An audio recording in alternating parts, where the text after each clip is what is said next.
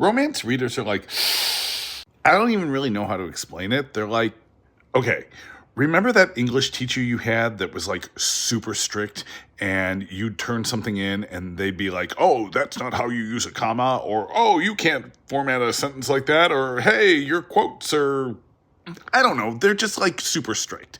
But then, like, as you learn the rules and you get better at writing and you get better at telling stories, you learn that a lot of those rules that your strict English teacher was teaching you were just like the fundamentals. They were like the foundation. And then once you got good at writing, you were allowed to break those rules and you were allowed to bend them and you were allowed to subvert them. And it was like, oh, these are the foundation, but once you get good, breaking them is half the fun. Well, romance readers are not like that. They are like you're in graduate school writing graduate level creative writing, and the teacher is still like your ninth grade English teacher going, no, you can't do that. Like every other genre of fiction, if you write a book that subverts all the expectation, that like gets in there and subverts all the tropes and like tells a good story, but is like really like on the knife's edge, the critics, the readers, everyone will just be like, this is amazing. Look how they subvert the tropes and get away with it, and it's so fantastic. Romance readers are like, fuck that. And I'm like, challenge accepted.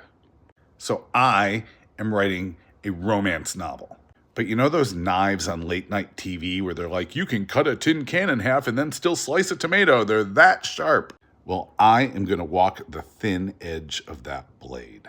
I am writing a romance novel that's going to have a thriller edge to it, and I am going to subvert those tropes.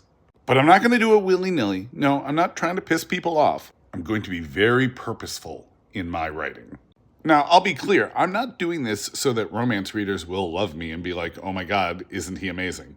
My goal here is actually that when a romance reader reads my book, they're going to be like, I hate you. I hate you. I hate you.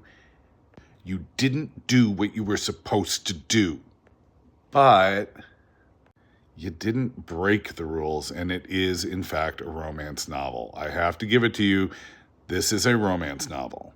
I don't want anyone to be able to come back and be like, fine, but it's not a romance novel. No, my goal is for people to read it and be like, yeah, it's a romance novel, but I fucking hate you. And that will be my victory. That's when I will climb into my bed, pull up the big covers, and just sigh and fall asleep like a baby. So, stay tuned.